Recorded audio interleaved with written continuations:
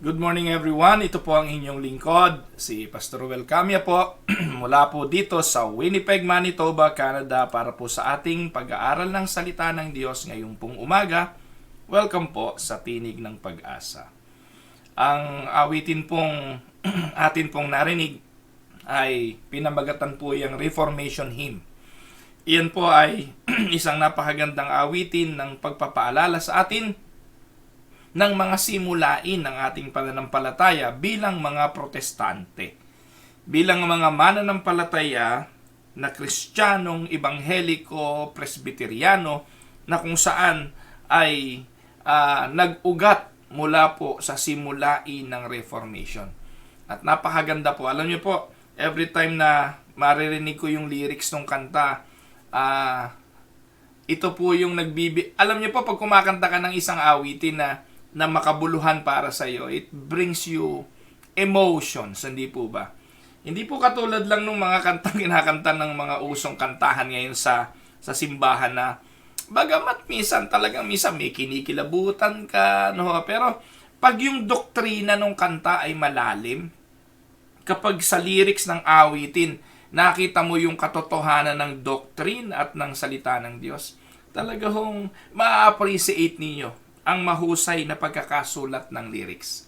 So, ayun po. I recommend hanapin nyo po sa YouTube yan. Search for it on YouTube, The Reformation Hymn. At matutuwa po kayo. Patugtugin nyo ng patugtugin. And I would like to recommend the church to sing it sa mga congregational song. No po? At maganda po ito na inaawit. So, i-recommend ko rin po ito sa aming choir na isang araw ay kantahin din ito ng Winnipeg Unida Choir. So magandang araw po sa inyo muli mga kapatid. Araw po ng Lunes. Lunes po ng umaga dito sa Pilipinas ay Lunes po ng gabi. At umihingi po ako ng paumanhin noong nakaraang Friday na talaga pong tumama po yung second dose sa akin. Ano po? Second dose ng vaccine. By the way, Pfizer naman po yung amin pong natanggap. Parehong Pfizer. Pero ganun po yata talaga, tumatalab yata talaga yung vaccine kapag medyo lumaban yung immune system ko. So ayun po, ako po, si Mrs. at yung aking bunsong anak, medyo naapektuhan po kami physically noong vaccine. Pero ngayon po okay na. Bali ilang araw na po ba? 5 araw na po nakakalipas. So salamat sa Panginoon. Fully vaccinated na po kami. May pansamantala ng pananggalang doon sa COVID virus na present, pero sa ibang variant, sabi nila, hindi pa naman daw ubra. So, ganun pa rin. Mag-ingat pa rin tayo. The only thing that the vaccine promise ay kapag tinamaan ka ng COVID o nagkaroon ka ng COVID, na-acquire mo yung COVID, hindi na ganun ka-fatal. No po? So, siguro po yung chances mo ng survival sa COVID, medyo mataas-taas na. But it doesn't promise you, my dear brothers and sisters, na once na vaccinated ka na, you can do whatever you want. Huwag natin kalimutan, aside sa virus, ay may bacteria. At minsan, ito po yung mga hindi natin masyadong pinagpapapansin. Anyway, sa umagang ito, ang atin pong pag-aaralan ay may pamagat na 5 sure signs you've been hooked by the prosperity gospel. Alam niyo po mga kapatid, ito po yung isa sa pinakadelikadong paraan ng pagtuturo ng mga simbahan ngayon. Yung pong ebanghelyo na itinuro ng Panginoong Hesukristo sa kanyang mga salita sa Biblia ay unti-unti sa paglipas ng mga panahon ay napapalitan at pinalitan ng mga pastor na ito. At ang mangha, mga kapatid, ay inaakap ito ng mga tao. At ang prosperity gospel na ito, kung marunong lang mag-aral at magbasa ng teolohiya, ang mga mananampalataya, hindi po tayo dapat talaga mahok dito. Kasi in essence, mga kapatid, kung susuriin ninyo ang laman ng prosperity gospel, ito po yung gospel na inialok ni Satanas sa Panginoong Hesukristo. Kung matatandaan po ninyo ang tukso ng ating Panginoong Hesukristo, no, during the early stage of his ministry as a man, when he came to the world, and when he started doing his ministry, tinukso siya ng demonyo no? Gusto ko pong ipagdiinan yung salitang demonyo ang tumukso sa Panginoong Hesukristo. At ang naging tukso sa Panginoong Hesukristo ay ang pagtugon sa pangangailangan ng laman. Yung pangangailangan sa gutom, pangangailangan sa uhaw, pangangailangan sa mga gusto physically. Yun po yung inialok na una turn the stone into bread. Hindi po ba? Pagkatapos, dinala siya sa tuktok ng tore, nung hindi siya nakuha doon sa ganong tukso, nung hindi umubra yung material things, hindi umubra yung mga physical, yung pagtugon sa physical needs, sabi ni Satanas, sige nga, tingnan ko yung superstar, yung superstar needs, ano ba tawag doon? Yung hunger to be somebody, yung hunger to be famous, yung hunger to be applauded by the people. So, akyat ka dyan sa tore, dinla sa tore, o tumalong ka dyan, di ba? Ililigtas ka naman. No? Tumalong ka dyan, and you will be saved by the angels. So, ang Panginoon ba nahulog dito? Pero ito po mga kapatid, ay hindi umubra sa Panginoon. Sa huli, ano po ang sabi? O sige, bow down to me and I will give you everything. All that you see right now, that is yours. Just bow down to me. Mga minamahal na mga kapatid, ang inialok na ito ni Satanas ng demonyo sa Panginoong Hesukristo, kapareho ng mga turo ng mga prosperity pastor na ito sa mga pulpito ngayon.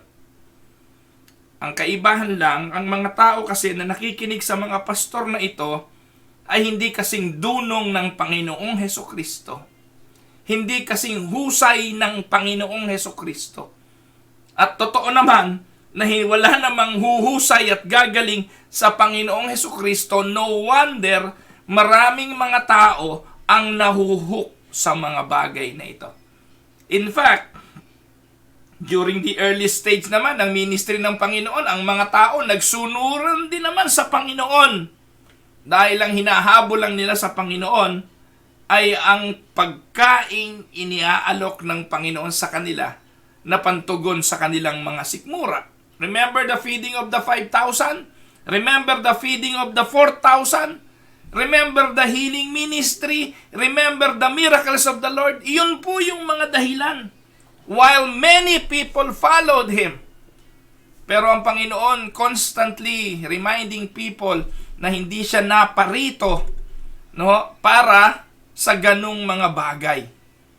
Hindi siya naparito para tugunan ang pangangailangang pisikal ng tao, kundi naparito siya para sa isang espiritual na layunin.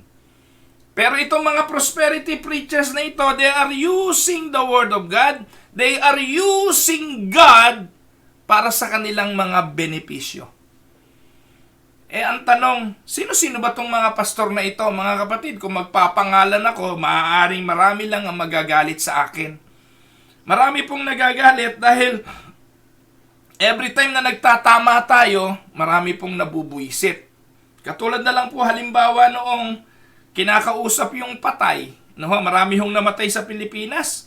Marami hong mga nagluluksa ngayon. No? Pero tingnan niyo po yung mga post sa Facebook ng mga pastor. Wag na ho yung mga miyembro kasi yung mga miyembro marami pa hong hindi natututo Pero yung mga pastor nag-aral naman sa seminaryo, mga pastor na nabasa naman ng Biblia, mga pastor na alam naman kapag namatay na yung tao, hindi na pwedeng kausapin, wala ka nang pwedeng sabihin dahil hindi naman naiintindihan. Mga pastor na logically idinidikta ng isipan kahit anong sabihin mo sa patay, di naman maririnig. Pero tingnan niyo po yung mga Facebook post ng mga pastor na bumati doon sa mga namatay.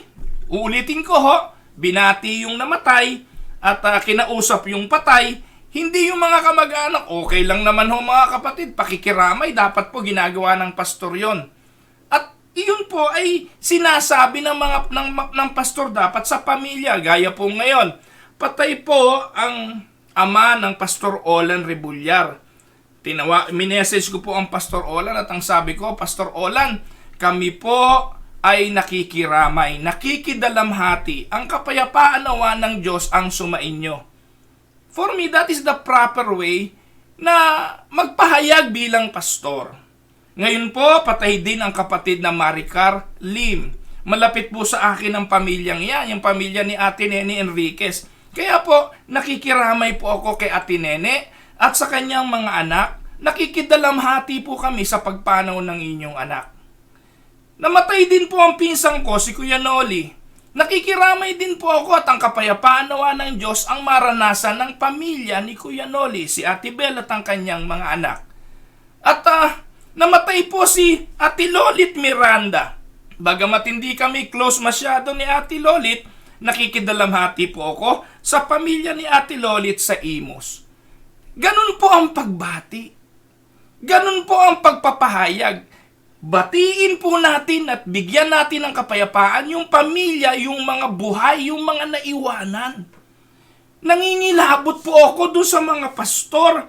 Magpo-post pa sa Facebook na ang kinakausap nila yung patay. Halimbawa, namatay si Pastor Ruel. Ang gagawin, Pastor Ruel, salamat sa buhay mo. Salamat sa iyong ginawa. Pastor Ruel, salamat po sa iyong araw-araw na pamamahayag sa tinig ng pag-asa. Pastor Ruel, hindi ka namin makakalimutan. Mga kapatid, hindi po pagmamahal ang ipinapakita nyo sa pamamagitan ng ganong pagpopost. Hindi po pagdamay ang ipinakikita nyo sa mga post ninyo, kung hindi, kapalpakan ng inyong doktrinang tinitindigan. Kababawan ng inyong pagkaunawa sa doktrina ng kamatayan. Kababawan ng inyong theology. Pero every time na ise-sermon ko to, naku po, si Pastor Ruel, nag-sermon na naman ng kung ano-ano. Ang tanong, kailan tayo matututo? Kailan tayo titino bilang mga pastor na itong bagay na ito ay hindi dapat ginagawa dahil ito po ay kamuhi-muhi sa Diyos. Ang pakikipag-usap sa patay ay katulad din ng pagkonsulta sa mga espiritista. Naisip niyo po ba yon, pastor? Nito pong maraming patay sa Pilipinas, nagbilang po ako sa Facebook friends ko. Yung friends ko lang po, palagay ko po, i-unfriend ako ng mga friends ko na nagsulat nito. Okay lang po. Pero, uli-uli naman po, wala na pong rest in peace.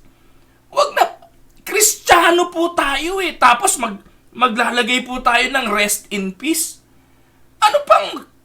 What is the guarantee that we can pray for the dead to be in peace? Ang dapat pong binibigyan ng kapayapaan ay ang mga nabuhay o ang buhay at ang mga naiwanan. Kaya po yung RIP, hindi po pagbati yan ng mga mananampalatayang Kristiyano. Kasi po naniniwala tayo sa doktrina na wala na tayong magagawa kahit anong dasal sa isang namatay. Doktrina po ng ibang pananampalataya yun, na they can pray for the dead, they can ask for rest of the soul of their beloved disease, o namatay na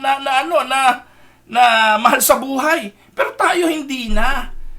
Tapos yung happy birthday in heaven. Naku po naman mga kapatid. Yung pong pagbati sa namatay, para na rin pong pakikipag-usap yun sa patay. Pero, ewan ko. Ito po'y palatandaan lang po ng kababawan ng mga pastor sa pakikiuso, sa mga pag-uso. O kaya naman nakikiuso at nagpapauso. Pero ikaw bilang manggagawa, dito mo lang mapapatunayan yung tama. Paano mo i-correct yung mga yan? Ikaw pangunahin. Pangunahin ka sa pagtuturo ng mga kamalian. Ano tawag doon? So, naku mga kapatid, kaya ako lang to nasabi kasi marami yung patay ngayon sa Pilipinas. At nalulungkot po ako mga Kristiyano, mga kapatid. Kaya po tayo na pagbabanatan ng iba. Kaya po tayo na alipusta. Kasi po yung doktrina natin ubod ng labo pagdating sa mga bagay na yan. Basic ito, basic. Kung ito lang hindi natin matutunan, paano pa yung ibang doktrina? Paano pa yung malalim-lalim na doktrina? Now, puntahan po natin tong subject natin kasi po, dito, magsasalita na naman ako. Magpapahayag na naman ako ng mga pagpapahayag tungkol sa mga prosperity preachers na ito. Namayagpag po ito sa Pilipinas. Ang una pong mga naglitawan, yan pong sina Mike Velarde. Yung El Shaddai. Ano po? Yan pong si Mike Velarde ay pangunahing proponent po yan sa Pilipinas ng prosperity gospel. Ano po? Naging milyonaryo, ubod ng yaman, lagi ipinangangalandakan. Ang mga naniniwala kay Mike Velarde, sinasabi, naku, hindi kailangan ni Brother Mike ng pera. Kasi milyonaryo yun maraming pera yun. Pero hindi nyo po ba naisip, saan nanggaling ang prosperity ni Mike Velarde? Saan nanggaling ang kanyang kayamanan? Lagi pinapangalandakan dahil sa negosyo niya, kung ano-ano. Pero mga kapatid, ang kayamanan ni Mike Velarde nanggaling sa hindi mabilang na mga barya. Halos araw-araw. Alam niyo po, meron po kaibigan na tagabilang ni Mike Velarde ng barya. Alam niyo po, yung dohong koleksyon nung araw na ginawa ang gawain, dumating na uli yung gawain, susunod hindi pa tapos bilangin. Ganong karami. Dahil may pangako po na kapag ikay nagbigay, pagpapalain ka, siksik, liglig, umaapaw. Iyan lang po yung pangunahing tema ng prosperity gospel. Mamaya po, iisa-isahin po natin yan. Hindi ko po ito matatapos, pero gusto ko pong ipakita sa inyo yung mga palatandaan na ikay hook na. Alam niyo po mga kapatid, kapag ikay hook sa isang bagay, napakahirap mong gumaling. Kung hindi mo aaminin, ikay hook. Like for instance, Korean novela. Ngayon pong usong-uso yung Korean novela, yung BTS. Ano po? Kapag ang isang tao hook dyan, at iyong sinaway, at sabihin mong, ano ka ba naman, sobrang na pagkalulong mo dyan. Ay naku, mag-aaway lang ho kayo. Kagaya rin ho yan ng Nora Vilma no, fans club nung araw na po, nag-aaway po at nagsasabunutan yung mga fans ni Nora at ni Vilma. Not knowing that this Nora and Vilma doesn't care kung anong gawin ninyo. Ano po? Ganun po ka-fanatic ang tao Kaya pag dumating doon sa punto na nahook na sa isang bagay, ang hirap na po itama. Napakahirap. Katulad po yan ng adiksyon. Hanggat hindi nare-realize ng tao, hanggat hindi siya ubus na, hanggat hindi siya payat na, hanggat hindi humahantong doon sa malapit ng mamatay, saka lang siguro maiisip na, naku, nagkamali nga ako. Naku, adik nga ako. Pero alam niyo po mga kapatid, most of the time, kapag nasa kasagsagan pa, hindi mo kayang pigilin. Meron po akong tiyahin nung araw, 2 tiyahin ko. Dumadayo pa ho doon sa lugar na pinagdadausan ni Mike Velarde ng kanyang mga krusada. Umuulan. Dala-dala pa yung umuulan. Pero itong kalokohan itong si Mike Velarde, biglang ipapabaliktad ang payong. Di basang-basa ka ngayon dahil binaliktad yung payong. Dahil ito raw ay magbibigay ng kagalingan, sasahuri mo yung blessing at kung ano-ano pang mga kalokohan. Pero yung mga tiyahin kong ito, basang-basa. Sa halip na makakuha ka ng matinong aral, ang makukuha mo sakit. Dahil may edad ka na, babaliktaran mo pa payong at kung ano-ano pa. Pero hindi po sila masaway. Nabigyan ko na po ng katakot-takot na talata, naturuan ko na po ng doktrina, pero pag hook, wala akong magagawa. Kaya alam ko naman na itong ginagawa ko ngayon, wala po itong maitutulong sa mga bulag at sarado isipan. At wala po akong magagawa ron. Kagaya po ng mensahe po ng speaker namin nung kahapon sa Tinig ng Pag-asa ni Pastor Michael, malibang ang Diyos ang bumago ng puso, hindi naman yun mababago. Pero ang punto ko rito, hindi ko rin naman titigilan ang pagpapahayag dahil ang Diyos maaaring magbukas ng pintuan ng puso ngayon at sa pamamagitan ng mensaheng ito, gamitin ng Diyos para sa ikatututo ng mga bukas ang isipan at ng mga bukas ang kanilang puso. At gagamitin din nawa ang mensaheng ito para naman sa mga Kristiyano na baka madala pa, maakay pa ng mga turo ng prosperity gospel na ito kasi nasa loob na po ito ng simbahan. Nasa loob na po ito ng simbahan. At ang mga pastor ay hook na po dahil sa kagustuhan nilang lumago sa bilang ang mga miyembro. Kasi po, aminin natin o hindi, ito pong mensaheng yan ang gusto ng mga tao eh. Yan pong prosperity preaching ang talagang gustong-gusto ng mundo. Kaya po, doon sila nagsisiksikan. At ang mga simbahan na nagtuturo ng tamang doktrina, naninindigan sa katotohanan, ay boring. Kaya hindi pinupuntahan ng mga tao. Pero ako po naniniwala sa tinitindigan kong pananampalataya na ang pastor na nagtuturo ng tama ay makakaakay ng mga tamang tupa at hindi ng mga kambing. So, narinig niyo na po siguro yung si Brian Houston ng Hillsong. Tingnan niyo po ang kanilang pananambahan. Talo ang concert.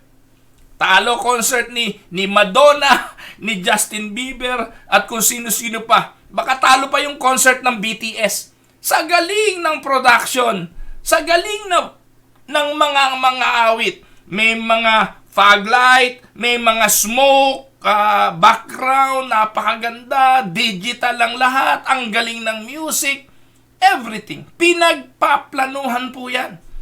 At hindi lang po yun mga kapatid, bonggang-bongga po ang stage, bonggang-bongga ang lahat, tapos tatayo si Brian Houston, magtuturo ng name it, claim it, you will also have it. At kung ikaw ay pastor na nandun, at makakarinig ka ng ganong sermon, hindi ba sasabihin mo sa sarili mo, I also want that.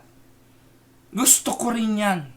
Kaya ikaw na pastor, gagayahin mo lahat para lang maging kagaya ni Brian Houston at maging kagaya ng Hillsong.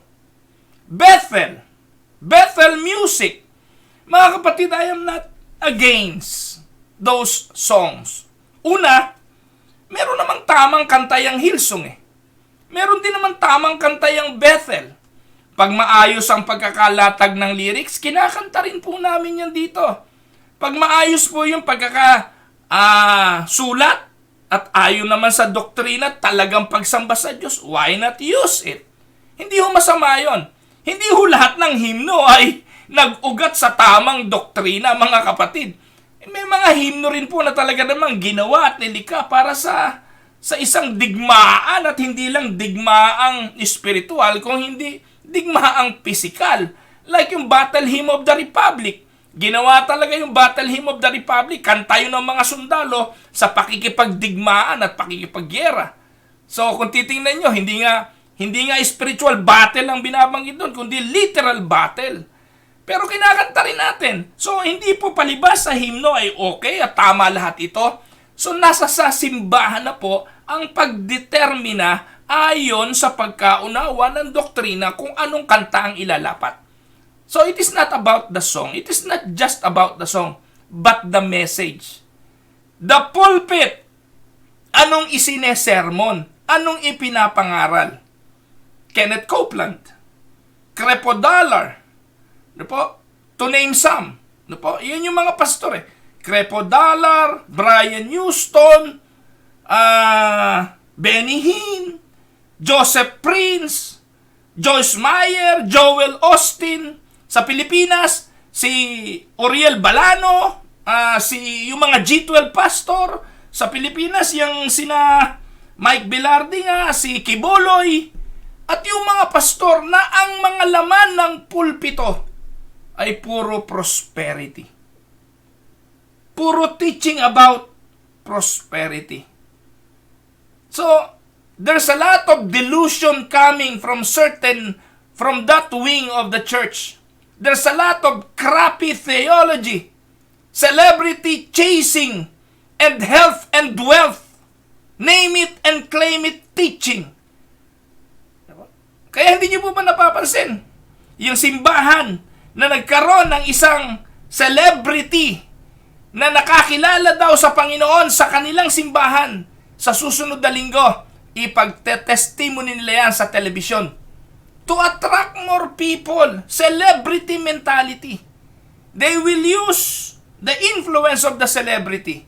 Tanong, masama ba yun, Pastor Well? Baka naman ikaw, pag may naborn again din sa yung celebrity, ganun din ang gawin mo. Opo, gagawin ko rin po yun. Pero bago po tumayo sa pulpito, kung sino mang celebrity yan, bago po siya tumayo, tuturuan ko po muna siya ng tamang doktrina. Kung hindi po siya tatayo. Hindi po siya tatayo. Mahalaga po mga kapatid na ang mga mananampalataya na totoo, itong mga celebrity na ito ay wag lang magamit. Wag lang magamit sa propaganda, kundi totoong magkaroon ng tunay na pakikipagtagpo sa Diyos. Nakakalungkot, itong mga celebrity ito nagagamit lang eh. Nagagamit sa mali. Kaya, simulan na po natin. No? Alam niyo po mga kapatid, ano bang kahulugan ng prosperity gospel? The prosperity gospel is a twisted form of Christianity that teaches obedience, giving, and faith as a way to get stuff from God. Parating ganyan mga kapatid. Ang turo po ng prosperity gospel, sumunod ka sa Diyos, pagpapalain ka. Magbigay ka sa Diyos, siksik liglig, umaapaw ang babalik sa iyo. Manampalataya ka, gagaling ka. Those are the common trend among prosperity preachers. Ang pagsunod, kaya mo gagawin dahil ikaw ay pagpapalain. Pag sumusunod ka, bibigyan ka ng gantimpala. Kapag nagbigay ka, kung anong bigay mo, you cannot outgive God. He will give you more. Kapag ikay nanampalataya, sampalatayanan mo lang, gagaling ka. And they will use verses. Verses in the scripture. And most of the time, out of context. Now, the thing is, no one wants to admit that they have embraced the prosperity gospel. Ako po, sasabihin ko po sa inyo, walang isang pastor ng UNIDA na aamin na siya ay prosperity preacher. No one. Wala hong pastor na aamin na sila ay nagtuturo ng prosperity gospel. Pero obserbahan nyo how they preach. Obserbahan nyo how they pray. Obserbahan nyo how they do ministry. Hindi maikakaila. They are doing prosperity ministry. Sa prayer na lang, dali-dali eh. Dali-daling maaspatan kung sino po yung prosperity pastor. Kapag nanalangin, nagpatong na ng kamay at sinabing, in the name of Jesus, I am claiming right now that you are healed.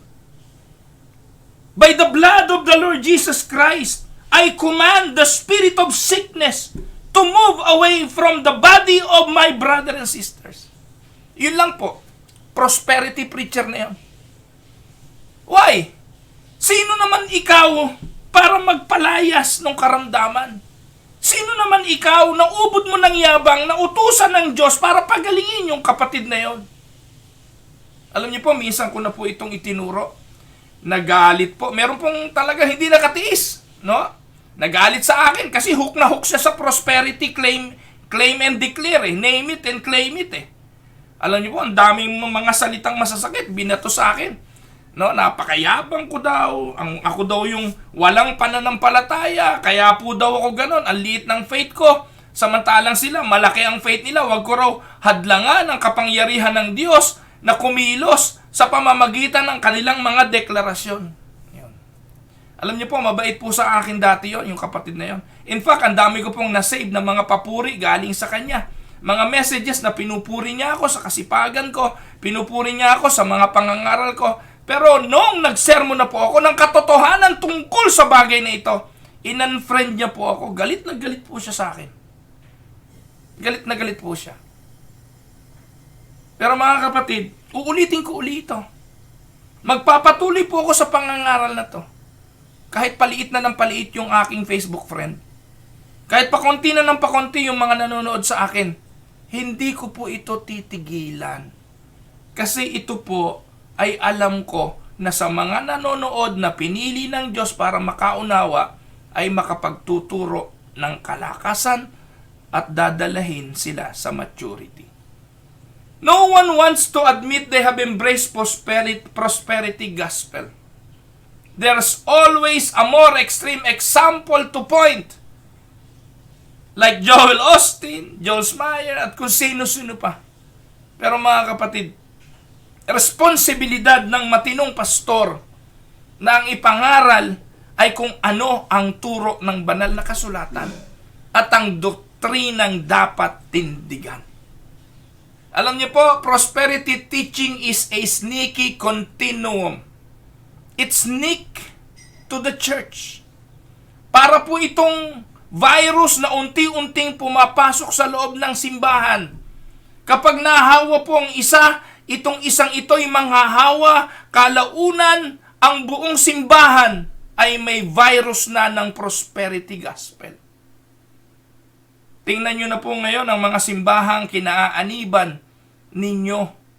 Kung hindi, pagdating ng linggo, parang mga tipaklong na lundagan ng lundagan, hiyawan ng hiyawan, na para bang napakabingi ng Diyos, na para bang ang Diyos ay hindi makarinig na kailangang ipaghiyawan, ipagsigawan, tumangis ka ng tumangis. Okay po yung pagtangis kung totoo.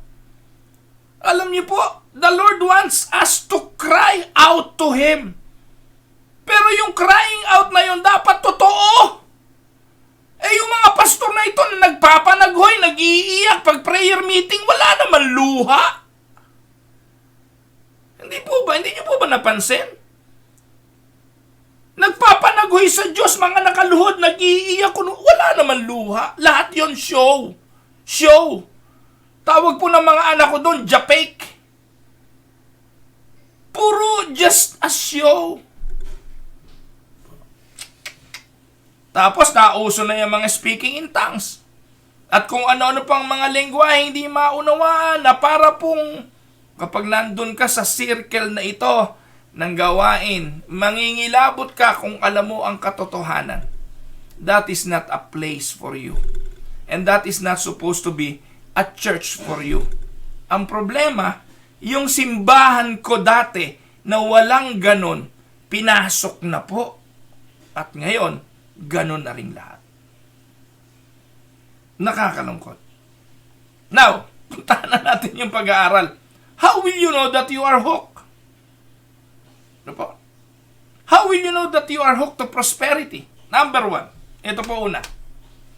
You cannot accept that Christians are bound to suffer. Unang-unang palatandaan na ikaw ay hooked sa prosperity gospel kapag hindi mo matanggap na ang Kristiyano ay dapat magdusa. Kasi po ang unang turo ng prosperity gospel, kapag ikay naging Kristiyano, you will not suffer. You will not suffer. Don't be shocked, mga kapatid. Pero pag pumunta po kayo sa lahat ng mga prosperity preacher, ito po ang una. Naku, kapatid, hindi ka dapat ganyan. Hindi ka dapat nagdurusa. Hindi ka dapat dumaraan sa mga ganyang pagsubok. Anak ka ng Diyos. Overcomer ka. No? Yayapakan mo ang ahas. Iinom ka ng lason, hindi ka mamamatay. You can move mountains. Those are the preachings. Out of context. I-declare mo lang, yung suffering, aalis yan. At kung ikaw may suffering, baka spiritual bandage yan. Paano nila i-deal yung spiritual bandage? Prayer lang katapat yan, mga kapatid. Dali ka rito, pag-pray kita. I command in the name of Jesus, all the spiritual bandage, including suffering from the past, I cut it right now, in Jesus' name. May mga mantra na kailangang usalin. Ano yung mga mantra na yon? Mga prayers. In Jesus' name, I cut the curse. Ito yung mga uso. Hindi nila matanggap that Christians are bound to suffer. Anyone who is suffering is not of God. What about this pandemic? May narinig na ho ba kayo ngayon sa mga pastor na ito na nagpapagaling? Like Benny Hinn, itong sina Crepo Dollar na ito, sina Joel Austin na ito. Hindi po ba dapat ito yung panahon na magpatawag sila ng healing crusade para tawagin ang lahat ng may COVID? Magsama-sama lahat ng may COVID. At ipipray over nila. Ito nga si Kenneth Copeland, isang silang may diferensyang pastor ito. Hinipan yung COVID. Have you seen that video? Hinipan yung COVID. Nangingilabot ako sa kahambugan ng pastor na yan. Hinipan ng COVID. Simula nung ginawa niya yan, lalo lumaganap eh. Ano ibig sabihin nun? Now, may susunod pa ba doon? Meron pa ba maniniwala sa ganong kabulaanan ng mga pastor? And yet, naku po, andun pa rin. Ang dami pa rin followers. Ang dami pa rin tagasunod. Kenneth Copeland, on national TV, hinipan ng COVID at sinabing, tatanggalin niya ang COVID. Para rin si Quiboloy yan. Walang kaibahan. Si Quiboloy, nagpapatigil ng lindol. Siya ang nagpasara ng ABS-CBN. Hindi yung kanyang impluwensya kay Pangulong Duterte ang nagpasara. Siya mismo, sa pamamagitan daw ng Diyos. Mga minamahal na mga kapatid, kahit ano pong sabihin natin, those who are blinded to this prosperity, pastors, mahirapan po na ibalik at akayin sila dahil sila ay totoong binulag ng Diyos ng sanlibutan ito. No? Ngayon, tingnan po natin ang ilang talata ng Biblia. Ano po sabi ng Bible? 2 Corinthians 11:24-28. Ito po'y walang iba kundi si Apostol Pablo. Sabi diyan, 5 times I received from the Jews the 40 lashes minus 1. 3 times I was beaten with rods. Once I was pelted with stones. 3 times I was shipwrecked. I spent a night and a day in the open sea. I have been constantly on the move. I have been in danger from rivers, in dangers from bandits, in danger from the fellow Jews, in danger from Gentiles, in dangers in the city, in danger in the country, in danger at sea, and in danger from false believers. I have labored and toiled and have often gone without sleep. I have known hunger and thirst, and I have often gone without food. I have been cold and naked. Besides everything else, I face daily the presence of my concern for all the churches. Pag ito ang binasa at ipinakita nyo sa mga prosperity preacher, sasabihin nila, ang hina ng faith ni Paul. Mahinang nila lang, hindi sakalam. At sila lang yung sakalam. Narinig ko po yung si Oriel Balano. Dati, level ko, 5,000 eh. Yung 5,000, hirap na hirap kami dun eh. So, alam niyo pong ginawa ko, step up in faith. Yung faith, galing niya, no? Ang galing ng faith niya. Nag-step up ako ng faith, 50,000. 5 million. Naku, na-discover ko. Ang level ko pala, hindi pang 5,000. Pang 5 million pala. Pang million level pala ako. Kayo din, you can step up, step up, step up. Ano yun? Paano na lang kung ako sorbitero, naligaw ako sa simbahan na yun? O kaya ako'y pangkaraniwang empleyado, naligaw ako sa simbahan na yun? At paniniwalaan ko lahat ng itinuturo nitong si Oriel Balano, ngangangalang ako. O kaya naligaw ako sa YouTube channel kung saan pinagngangalandakan niya ang mensaheng ito. Titingin ako sa langit at sabihin ko, Lord, I want also to be like Him. Pagkatapos, paglipas ng maraming panahon, hindi nangyari. Ano yun? It's either sasabihin ni Oriel Balano sa'yo, kapatid, kulang ang faith mo eh. Mahina ang faith mo. Ganun lagi palusot niyang mga yan eh. Para po yung multi-level marketing. Nakapakinig na ho ba kayo ng presentation ng multi-level marketing, yung pyramid? I've been to that. Ako po humingi ng tawad doon sa mga naloko namin. Tama yung term. Naengganyo namin noon. No? Kami pong mag-asawa, na-hook din dyan eh. Wala pong nangyari. Kasi po ang yumayaman dyan, yung mga nauna. Kami po napasali. Nasa ilalim na kami ng laylayan eh. Na ang pangako sa amin, magiging ganun din kami. Magkakaroon kami ng kotse. Parehas din yan. Walang kaibahan ang prosperity, ang G12 ng multi-level marketing. Kaya itong mga pastor na ngayon lang magsasasali dyan sa G12 na yan, nasa laylayan na kayo mga kapatid. Expose na po yung scam na yan. At sa mga mananampalatayang totoo na natuturuan at nakikinig na ngayon ng katotohanan ng doktrina, marami na pong pastor ngayon na nagtuturo ng katotohanan. Mahihirapan na po kayo ngayon. Pero yung mga pastor na hook dito, wala na. Ano kayo magagawa dyan? Andyan na yan eh.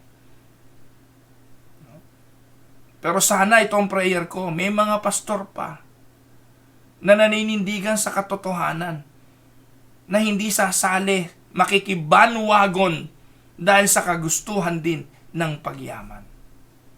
Tandaan po ninyo mga kapatid, hindi palibasa nasa center of God's will ka, safe ka, physically.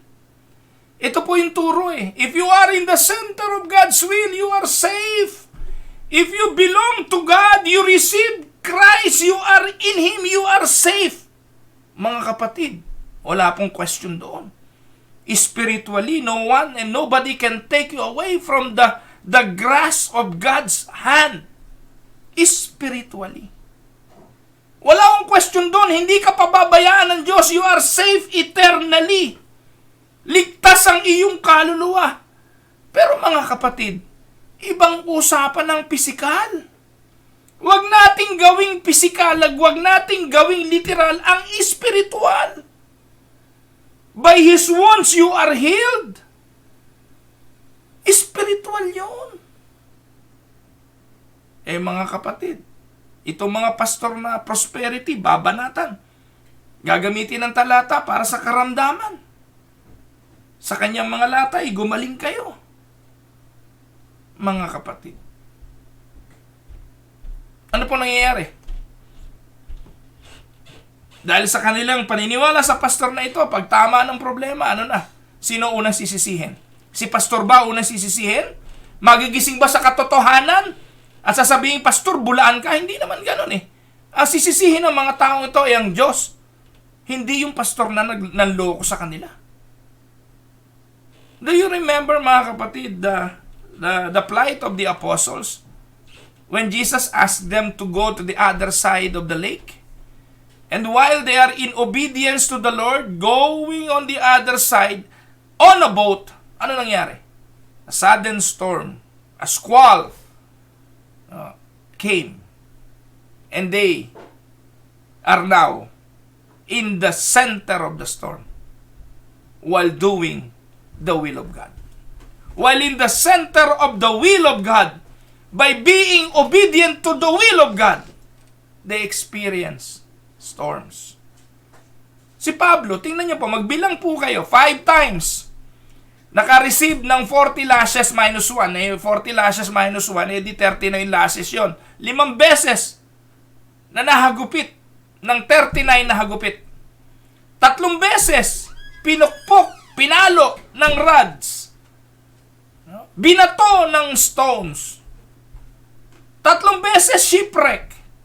Tingnan niyo po yung mga highlighted na word dyan, in naka-bold. Danger, stones, beaten rods, shipwreck, danger, danger, danger, pressure, cold, nakedness, hunger, thirst. Tingnan niyo po yung mga highlighted words na yan. Magaang ba yan? Prosperity ba yan? Ang tanong, sino po ba sa tingin ninyo ang isa sa halimbawa ng pagiging masunurin? Sino ba sa palagay nyo ang sumulat ng Galatians 2:20 na sinabi ni Apostol Pablo na ako'y napako sa krus na kasama ni Kristo, hindi na ako ang nabubuhay kundi si Kristo ang nabubuhay sa akin. Ibig po sabihin, when it comes to dedication to the ministry, dedication to God, ang hirap pong ikumpara ni Pablo. And yet, sa kabila ng pagsunod na ito, ano nangyari sa kanya? Kaya mga kapatid, kapag ang magtuturo at magpipreach ay ang mga pastor na katulad ko concerning Christian life, ayaw nilang mapakinggan niya. Kasi kapatid, kapag sumunod ka kay Kristo, you will have to carry the cross. Pag sumunod ka kay Kristo, persecution. Alam niyo po, natutuwa ako nung araw eh. Nung araw kami sa mga camp, nung mga youth camp na tinuruan kami noon, ako batang youth camp po ako eh. Nag-attend po ako ng evangelistic camp. Doon po sa evangelistic camp na yon, mga kapatid, ay nagkaroon ako ng pagkakataon na maunawaan kung anong ebanghelyo. Doon po ako na-regenerate. No? Bagamat ngayon alam ko na noon pa pinili na ako ng Diyos para sa kaligtasan. Pero yung youth camp na yon, that was the moment God changed my stone heart into a heart of flesh. Na born again po ako doon. Pagkatapos ko po ma-born again, ang sumunod na mensahe na narinig ko, pauwi na po kami galing sa youth camp, ang sabi sa amin, pag-uwi ninyo, bilang simula ng inyong spiritual journey bilang Kristiyano, you will be persecuted. And sometimes persecution will come from your own family. Will come from fellow believers. Minsan kukutsain ka. Dahil siyempre, Kristiyano ka, mananalangin ka, sasabihin ng iba, pa-pray-pray ka ngayon, nag-attend ka lang ng camp, pray-pray ka pa. O tapos marami ka nang mababago sa sarili mo kasi may pagkilos ng Spirit sa'yo. At mamumuhay ka na ngayon ayon sa gusto ng Espiritu, hindi na sa pita ng laman. At habang ginagawa mo ito, there will be suffering. You will be persecuted. There will be dangers. Yun ang preaching. Di ko lang matandaan kung si Obispo Ruperto ho ba nagsermon noon. Basta obispo ho siya. At tama po yun. Ngayon po hindi. Iba na. Galing ka sa camp. Mga kapatid, ngayon kayo born again na, you will be an overcomer. You will overcome the world. Tama naman po yun. Pero pag uwi, you will be somebody, reach for your goal.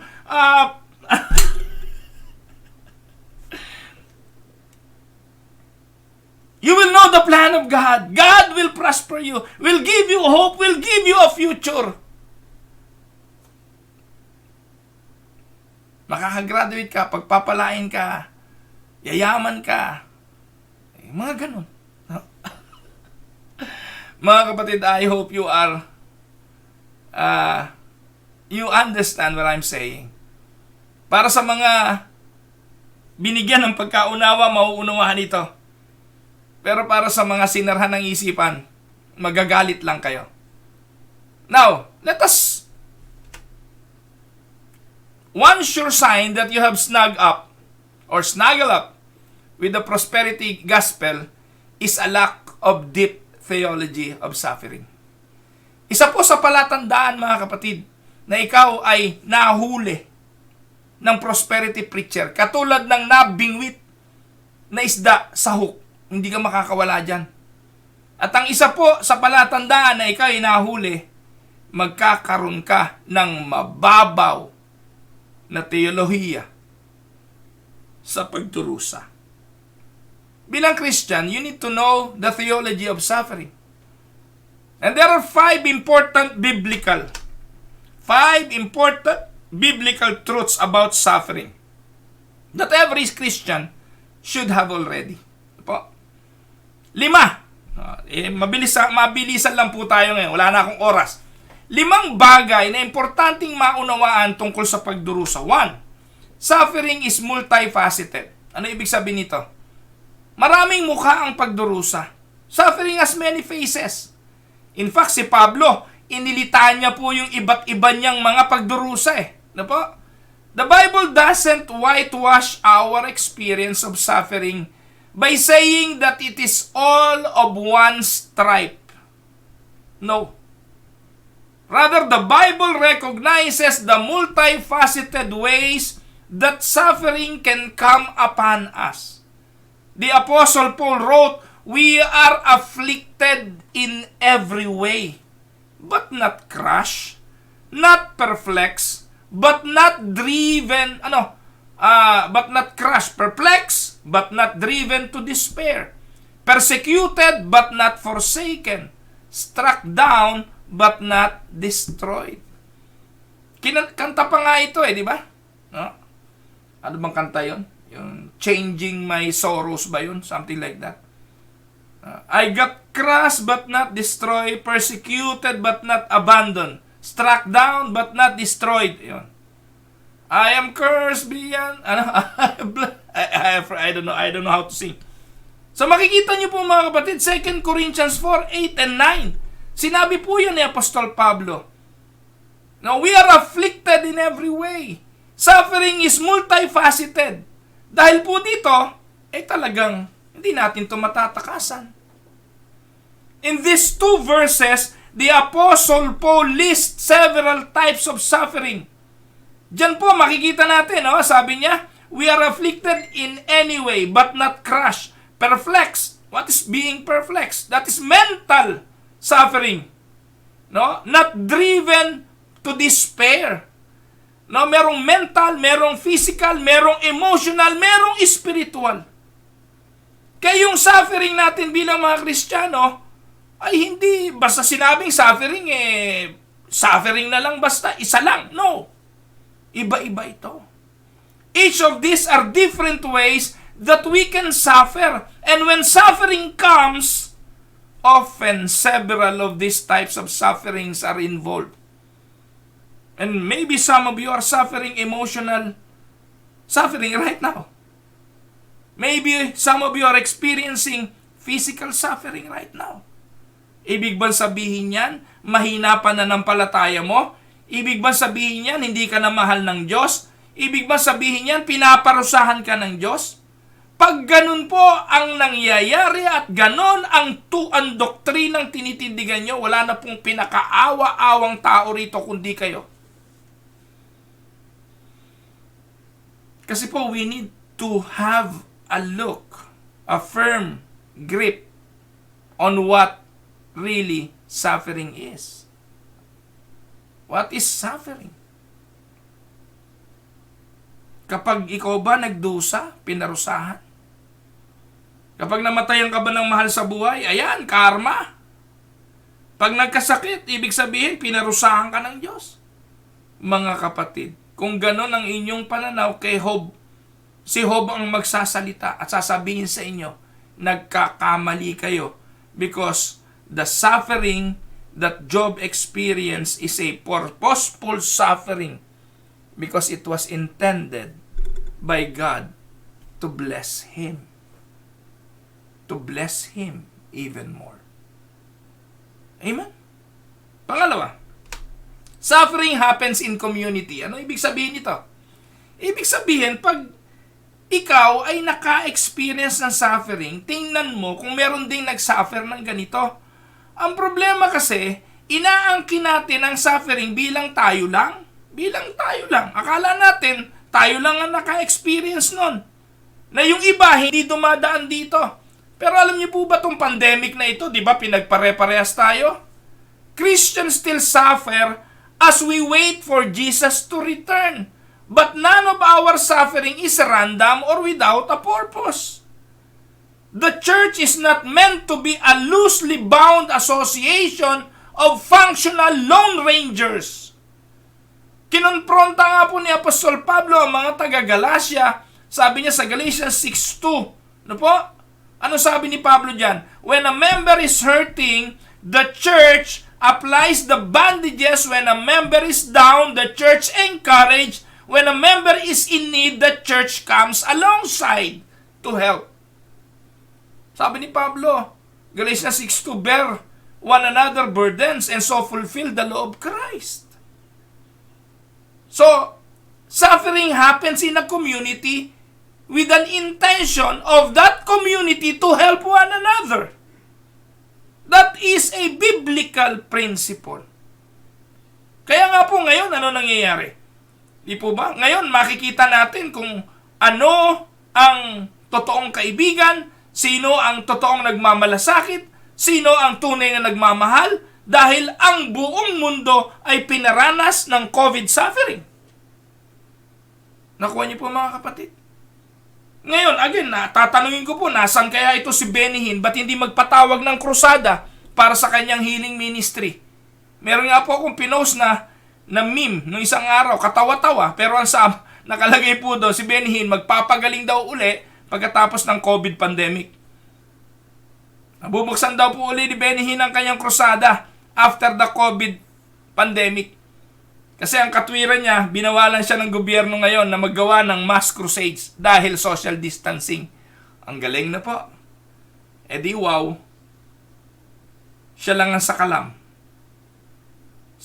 Suffering happens in community. Ano po mga kapatid? Pangatlo, suffering equips us for ministry. First-hand experience in suffering is essential in equipping us for ministry. Sabi ni Apostol Pablo sa 2 Corinthians 1:4, that God comforts us in all our affliction, so that we may be able to comfort those who are in any affliction. With the comfort with which we ourselves are comforted, we comfort others. 2 Corinthians 1:4. So, ang tanong, anong purpose? Anong biblical truth about suffering? Ang suffering, ginagamit para tayo ihanda sa ministeryo. Ang tanong, paano? And what is the link between experiencing suffering and equipping for ministry? Simple lang po yun mga kapatid. When you pass through your own fiery trials and found God to be true to what He says, you have real help to offer. Kapag dumaan ka sa suffering at nakaranas ka ng pagkilos ng Diyos sa suffering na ito, pinalampas ka ng Diyos sa suffering na ito, naunawaan mo ang purpose ng suffering na ito, inihahanda ka nito sa ministry dahil yung karanasan na yon ay magagamit mo sa pagmiministeryo. You have first-hand experience of both sustaining grace and purposeful design. Amen? He has kept you through pain. He has reshaped you more into His image. And what you are experiencing from God, you can give away in increasing measure to others. Sa pamamagitan no, you are learning both the tenderness and the clarity necessary to help sanctify another person's deepest distress. Yun lang po yun. Kaya, pag may suffering, tingnan mo ito hindi bilang kawalan ng pananampalataya katulad ng turo ni Kenneth Copeland. Tingnan mo ang suffering bilang paghahanda ng Diyos para sa ministeryo. Ano pa ho? Pang-apat, suffering is a battleground. Tandaan po ninyo, wherever there is suffering, there is a battle. Battle for what? A battle for your soul. Most of the time, it is a battle between God and Satan. Look at the story of Job. Job chapter 2, verse 9 to 10. The book of Job shows there can be two ways. These are the two ways to respond to suffering. Mga kapatid, pakinggan niyo po ito. There are two ways to respond to suffering. One way is curse God because of suffering. And the other one, praise God even in the midst of suffering. Job chapter 2, 9 to 10. Job realized that suffering is a battleground and he need to fight the battle with God's help in mind. Instead of succumbing to despair and curse God, he decided he will praise God even more, even in the midst of suffering. Kaya, kapag pinaniwalaan mo kapatid na kapag may pagdurusa ka ay parusa ng Diyos, magagalit ka sa Diyos dahil pinarusahan ka. But if you will look at suffering as a way of God to fulfill His purpose and to show Satan that you can overcome, then praise God even in the midst of suffering. Hindi po mahina ang pananampalataya ni Job, katulad po ng akusasyon ng kanyang mga kaibigan. Hindi po nagkasala si Job, katulad ng akusasyon ng kanyang mga kaibigan. Kundi sa mga nakakaunawa at sa nakakaintindi, dapat nating tanggapin ang katotohanan na may layunin ang anumang suffering. Hindi lang natin nalalaman na maaaring ito ang paraan ng Diyos para lalo tayong pagpalain. Amen? Kabaliktaran sa turo ng prosperity preacher na hindi ka dapat magkaroon ng suffering. Tayo, we welcome suffering because we believe it is a preparation for ministry, a battle that we need to win, and panlima, suffering prepares us for more glory. God says a lot about suffering in Scripture so that you know where to look when the pain comes to you. One of the counterintuitive truths about suffering is that it prepares Christian for more glory. 2 Corinthians 4:17-18. Sorry, hindi ko na lang po nailalagay yung verse. The light and momentary affliction is preparing us for an eternal way of glory beyond all comparisons. Ito sabi ni Paul. And as we look not to the things that are seen, but to the things that are unseen, for the things that are seen are transient, but the things that are unseen are eternal. Amen? Ulitin ko. One sure sign that you have snuggled up with the prosperity gospel is a lack of deep theology of suffering. Simply put, the question is, can your theology deal with the reality that godly people get sick, get hurt, die, even though they have faith? Yung bang theology mo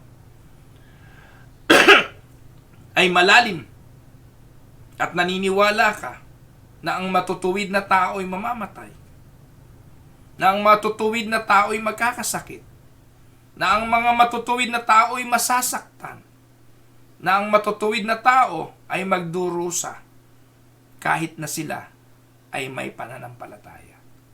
Yun ang theology. The life, death, and teachings of Jesus clearly demonstrate that there are no promise of safety or comfort. In fact, if we follow Jesus, we are actually more likely to suffer and be persecuted. The only guarantee we have, listen to this, the only guarantee we have is that God loves us and He will never leave us. Yun ang pangako. Yun ang dapat nating maintindihan. Hindi tatanggalin ng suffering, hindi mawawala yan, you will experience that. No? It is multifaceted. Iba-iba po. Suffering has a purpose. Suffering is a battleground. It prepares you for the ministry. Even community of believers, even church will experience suffering, but the only promise of God in times of suffering is the fact that He loves you and He will never abandon you. Amen?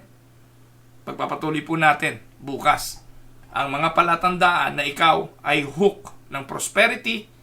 Ang ating pong puntong unang binigyan ng diin, you can't accept that Christians are bound to suffer. Kapag hindi mo ito matanggap, then you are hooked by Oriel Balano. Tayo po'y tumungo. Tayo po'y manalangin. Ama naming makapangyarihan, salamat po sa pagtuturo. Salamat po sa aral na ito ng buhay na ang bawat isa sa amin ay dadaan din sa mga pagsubok, kabaliktaran ng turo ng mga bulaang pastor, kabaliktaran sa turo ng mga prosperity preachers, kabaliktaran sa turo ng G12 na kapag kami ay sumunod, lalago, pagpapalain, aasenso buhay, walang pagdurusa. Sawayin ang mga pastor na tagapagturo ng ganito. Tinataas po namin sa iyo yung mga kapatiran na nawa ay huwag magpadaya sa mapanlinlang na turong ito ng aming panahon. Akayin mo sila sa katotohanan. Sawayin ang ganitong mga mensahe at manindigan sa turo at aral ng tunay na mga apostol. I am praying for those pastors who are preaching the true gospel. Bless them, Lord. Give them courage to stand for the truth. Give them wisdom to know your will for them. I am also praying for those who are sick. I am praying for those who are in deep hurt right now sa pagpanaw ng mga mahal sa buhay. Kilala mo sila, Panginoon. Hipuin mo po ang kanilang mga buhay. Pinapadalangin po namin ang sambahayan ng Pastor Olan Rebullar sa kanilang pagluluksa. Ang sambahayan po ng mga Enriquez sa kanilang pagluluksa. Ang sambahayan po ng Papa sa kanilang pagluluksa. Ang sambahayan po ng kapatid na Lolit Miranda sa kanilang pagluluksa. Amin pong itinataas sa iyo, Panginoon, ang mga pangangailangan, ang pamilya po ni Nanay Elong Santarin, sa kanyang manugang, sa kanyang kabiyak. Dinadalangin namin, Panginoon, na patuloy kang kumilos sa kanilang mga buhay. Ikaw po ang nakakaalam ng sitwasyon, kumilos ka po, Panginoon, ayon sa iyong kalooban. Tinataas ko rin po ang kakang Lole Atanasio sa kanyang kalagayan. Panginoon, hipuin mo po siya at patuloy mo pong aliwin ang kanyang sarili at bigyan mo siya ng kalakasan, Panginoon. Ganon din po, Panginoon, pagpalain mo rin po ang sambahayan ni Kuya Boyet Sanchez, na ngayon ay alam ko pong nagdadalamhati rin sa pagpanaw ni Kuya Boyet. Aliwin mo po siya, Panginoon. Dalangin din namin ang kalakasan ng tatay ni Ate Laila Lontok. Patuloy na pagpapala mo po sa kanya, kagalingan at kalakasan ay ipagkaloob. Ingatan din si Ate Laila Lontok sa pagbalik niya dito po sa Winnipeg.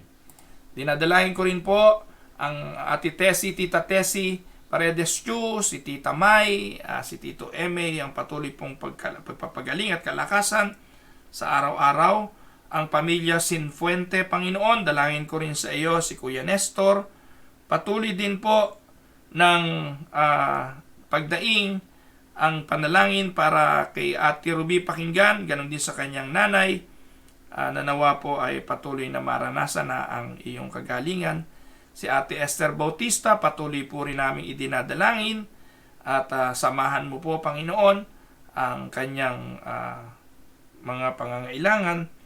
Ganon din po, dalangin namin sa iyo ang Tinita Leyva, yung kanyang paa, yun pong pinsan nila na nasa Pilipinas, na may karamdaman. Dinadalangin din po namin sa iyo ang akin pong hipag na si Ting. Patuloy po namin inilalapit, Panginoon, at sana po ay huwag mo silang pabayaan. Pinapanalangin din po namin, Panginoon, si Ate Divine at si Gia, purifikasyon, patuloy mo po silang pagpalain. Ilalapit din po namin, Panginoon, ang mga sambahayan na nakikinig ngayon sa Tinig ng Pag-asa. Alam mo po yung kanilang mga pinagdadaanan, kilala mo po sila. Sana po, Panginoon, kung hindi naman labag sa kalooban mo ang kanilang mga pagdaing, pagkaloob mo po ang kahilingan nila. Ito po ang aming samo sa matamis na pangalan ng Panginoong Hesukristo. Amen and amen. Good morning po, Kuya Reynaldo Alcantara, Ate Paz de la Cruz, Ate Loida Bautista and Pastor Epi, Nanay Gina Medalla, Ate Agi Victa, pagpalain kayo ng Panginoon, Kuya Boyet and Ate Yoli Kerubin. Ate Yoli, Ate Yoli, magpagaling po kayo. Nakita ko po may operation pala nangyari sa inyo. Ingatan po kayo ng Panginoon. Ate Agi, magandang araw po. Pagpalain kayo ng Panginoon. Tita May Paredes Libertino, kapatiran sa aristokrat. Kapatid na Ided Orense. Ito mo sabi ni Ided. No? Kaidarin ko ba to si Ided? No? Sabi niya, Pastor, yan din po ang turo nung naka-attend ako ng camp. You will be persecuted. You will not exempted from tribulations. You'll encounter problems. But stand in your faith. That's I remember long time ago during the camp. Ngayon po, hindi na ganyan ang mga camp. Follow your dream. Yung mga ganon. Be a captain of your soul. Kakaiba na ngayon. Kuya Eric Maynez, magandang araw po. Kuya Andoy De Castro, magandang araw po sa inyo. Pagpalain po kayo ng Panginoon. Ate Yoli Dipol, Ate Paz de la Cruz, Ate Elizabeth Sanchez, Nanay Belen Olaes, Ate Jerry, magandang araw po. Ate LV Pascal, magpalakas po kayo. Kay Ate Mirna Narciso, magandang araw po sa inyo. Pagpalain kayo ng Panginoon. Ate Miriam Galvan, Nanay Carolina Bukiran, magandang araw po sa inyo. Kay Kumaring Ami Santos, magandang araw po. Ate Ellen at Kuya Monching Gonzales, magandang araw po sa inyo. Kapatid na Melvin Sanchez, pagpalain po kayo ng Panginoon. Si Melvin, kamag-anak po kaya ito ni Kuya Boyet Sanchez. Sana po ay aliwin ng Panginoon ng pamilya po ni Kuya Boyet. Ate Kriste Mendoza Reyes, magandang araw. Ate Gina De Castro at Kuya Pedoy, magandang araw po sa inyo. Kuya Noel Andamo, magandang araw po. Kuya Alvin at Ate Virgie de Rapisa, ganun din po kay Ate Nelia Ramos, magandang araw. Kapatid na Jefferson Bersuela, sabi niya, normal po na maranasan yon ng isang tao o ng isang Kristiyano. Kahit nga ang Panginoon, dinanas yun. At sa early church, dinanas din po ng mga apostles, disciples. At sa panahon natin ngayon, if you are a genuine followers of Christ, you are expecting to face suffering. Amen. Yan, malinaw. Magandang araw po sa inyong lahat. Kuya Emil Serrano, magandang araw po. Ate Cora Dolor, Marjorie at Daryl Almasar, pagpalain kayo ng Panginoon mga kapatid. Ayan, so magandang araw po sa inyo. Kuya Nicandro Sarinas, magandang araw. Pastor Conrad Malabag, bahagi po ng pagkatawag sa atin na makaranas ng pagsubok. Amen. Praise the Lord. Salamat po, Pastor, sa mabiyayang mensahe, sabi ni Ate Agi Victa. Kuya Reynaldo Alcantara, magandang araw po. Nanay Elong Santarin, Ate Delia, and Kuya Ban Magkawas, magandang araw po sa inyo. Kuya Dol at Ate LV Paredes, Ate LV, magpalakas po kayo. Dalangin po namin ang inyong kagalingan. Kay Ma'am Josephine Calanog, magandang araw po sa inyo. Ate Susan Flores, Melissa and Rendel Pasahol at sa buong sambahayan, magandang araw. Kay Oswald Luarca, Oswald, magandang araw sa iyo. Ate Loida Bautista, anak ni Kuya Boyet Sanchez si Melvin. Melvin, ay nakikiramay kami sa inyo. Kung alam mo lang kung gaano ang pananampalataya ng iyong tatay, talagang hindi ko matatawaran hanggang sa huling sandali. At lagi siyang nagpapasalamat sa tinig ng pag-asa sa mga natutunan niya. Dahil isa si Kuya Boyet sa nagsabi sa akin na sa tagal na niyang miyembro ng simbahan, naging tagapagturo ng Sunday School.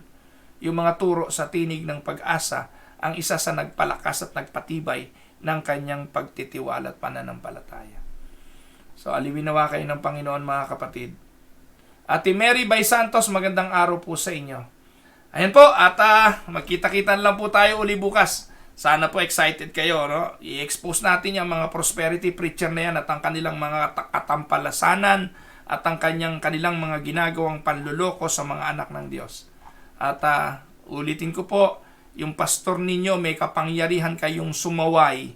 Kapag natututunan nyo na po ang mga bagay na ito at yung pastor nyo walang tigil ng kadi-declare, kakaklaim ng kung ano-ano sa inyo, sabihin nyo, Pastor, tigilan nyo nga kami ng kagaganyan ninyo. Marunong pa kayo sa Diyos. Hindi ho ba pwedeng mag-pray na lang kayo ng sa kalooban ni Lord? Gagaling ako kung kalooban niya. Huwag yung kung ano-anong declaration na matuto po kayo magsalita. Hindi ka bastusan kay pastor kapag tuturuan nyo siya. Ano po? Hindi ka bastusan yun. In fact, marami siyang maaakay sa tama kesa ngayon na nag-aakay siya sa mali. Yung mga pastor na bumabati sa Facebook sa inyo, na binabati kayo, kinakausap yung patay, sawayin nyo, nakakahiya. Kasi kung may makakabasa na ibang mga pananampalataya, nakakahiya. Buti nila patay na si Soriano. Kung buhay pa si Soriano, baka na-copy-paste ni Soriano yan eh. Tapos ginamit niyang slide presentation sa mga video niya. Nakakahiya, hindi po ba? Ano kaya't minsan gawin ko yun? I-copy-paste ko rin yung mga pangalan ng mga pastor at yung mga ginagawa nila para gamitin kong PowerPoint presentation. Kasi nakakahiya. No? Patay na, binabati nyo pa. Anyways, magandang araw po sa inyo. Ito ang inyong pastor, si Pastor Welcamia, para po sa Tinig ng Pag-asa. God bless everyone.